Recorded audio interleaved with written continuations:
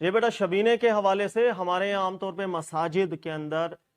لیلۃ القدر کی تلاش کے لیے آخری عشرہ جو رمضان کا ہوتا ہے، اس میں مساجد کے اندر طاق راتوں کے اندر شبینے کا اہتمام کیا جاتا ہے، جسے ہمارے عرف میں شبینہ بولا جاتا ہے۔ نوافل کی جماعت ہوتی ہے، 2 2 رکعت کے، اور لمبی قرأت اس کے اندر کی جاتی ہے۔ اور یہ رواج کافی عرصے سے ہمارے ملک پاکستان میں، چھوٹے چھوٹے تھے ہم بھی دیکھتے ہوئے آ رہے ہیں، شبینے کا اہتمام ہوتا ہے۔ تو یہ میں ذکر کر دیتا ہوں کہ بدقسمتی یہ ہے کہ ہمارے یہاں کچھ جملے سننے کو ایسے مل جاتے ہیں کہ جیسے یہ جو شبینے کا اہتمام طاق راتوں کے اندر آخری عشرے میں ہماری مساجد میں ہو رہا ہے، یہ سننے میں ملتا ہے کہ شاید کہیں نہ کہیں یہ بھی بدعت ہے۔ ایسا ہرگز نہیں ہے، بلکہ میں اس طرف توجہ دلانا چاہتا ہوں کہ جو شبینے کا اہتمام ہے، طاق راتوں کے اندر نوافل کا اہتمام مسجد کے اندر جماعت کے ساتھ، لمبی قرأتیں ہوں اس میں، آدھی آدھی رات تک، بلکہ تہائی رات تک چلی جائیں، یہ بدعت نہیں بنتا، بلکہ اللہ کے رسول پاک صلی اللہ علیہ وآلہ وسلم کی عین سنت بنتا ہے،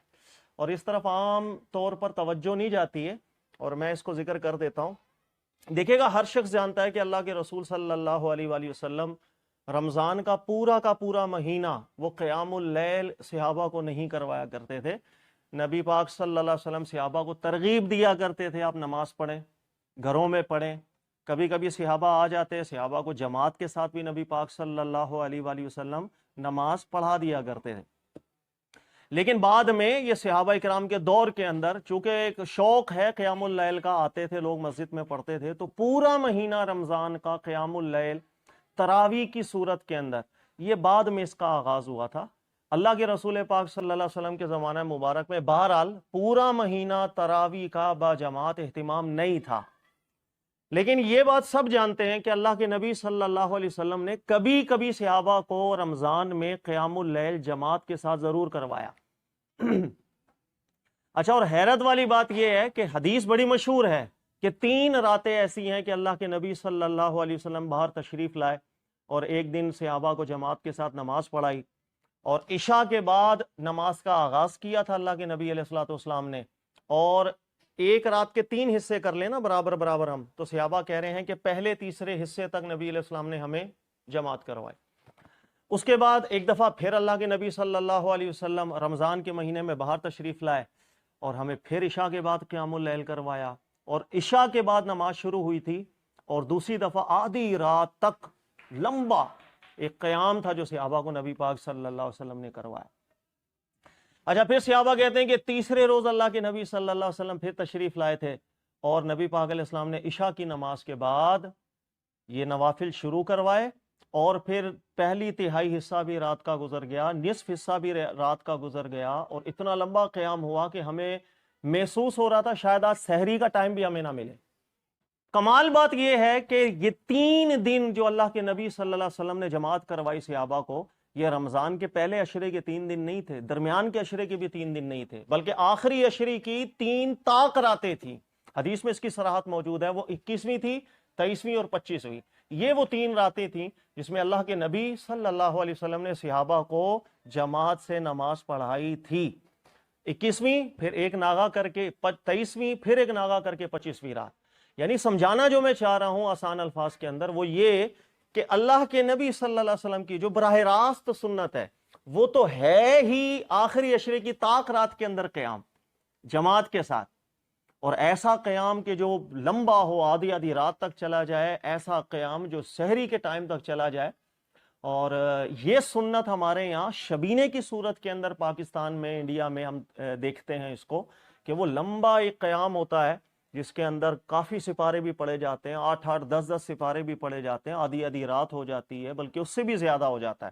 اور جو شوق رکھتے ہیں قیام اللیل کا، وہ کھڑے بھی ہوتے ہیں پیچھے، یہ بالکل ہم نے دیکھا ہے۔ اور جتنے حافظ قرآن ہیں ان کو موقع بھی ملتا ہے قرآن پاک کا دور کرنے کا، ان کو موقع بھی ملتا ہے ان شبینوں کی محفل کے اندر۔ تو کہنے کا مقصد یہ تو شبینے کی محفلیں ہیں جو ہمارے یہاں مساجد میں ہو رہی ہے، اور یہ کوئی بدعت نہیں بنتا، بلکہ نبی پاک صلی اللہ علیہ وسلم کی تو خاص اور عین سنت بنتا ہے کہ طاق راتوں میں اللہ کے نبی صلی اللہ علیہ وسلم نے جو جماعت صحابہ کو کروائی وہ طاق راتیں ہی تھی۔ اچھا، اب زیادہ سے زیادہ یہ شبہ ذہنوں کے اندر کسی کے آ جائے کہ ہمارے یہاں تو پہلے تراویح ہو جاتی ہے، تو یہ شبینے کی جو محفل ہے، جو قیام اللیل شبینے کی صورت میں ہم کرتے ہیں، یہ تراویح کے بعد کرتے ہیں، اس میں کوئی حرج نہیں ہوتا۔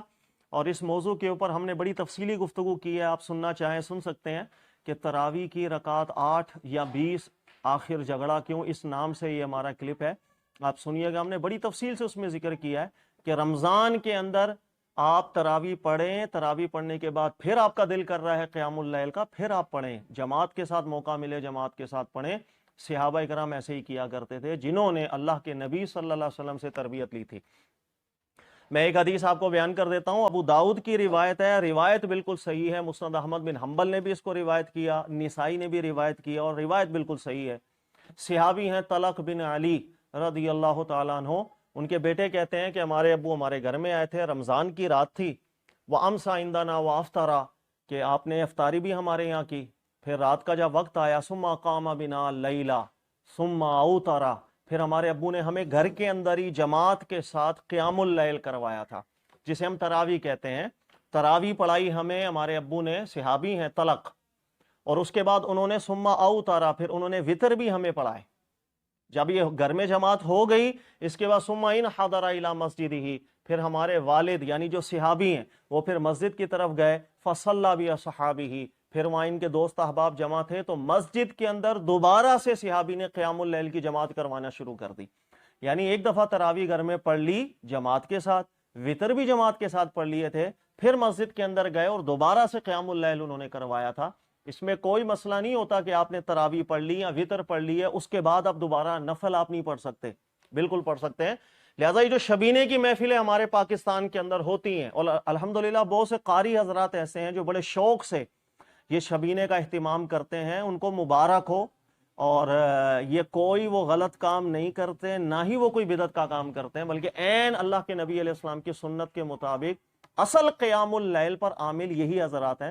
جو رمضان کی آخری عشرے کی طاق راتوں کے اندر اہتمام کرتے ہیں قیام اللیل کا، اور اس میں کثرت کے ساتھ قرآن پاک پڑھتے ہیں، قرآن پاک کا دور کرتے ہیں۔ اللہ تعالیٰ بیٹا سمجھنے کی توفیق دے۔ جزاک اللہ خیر۔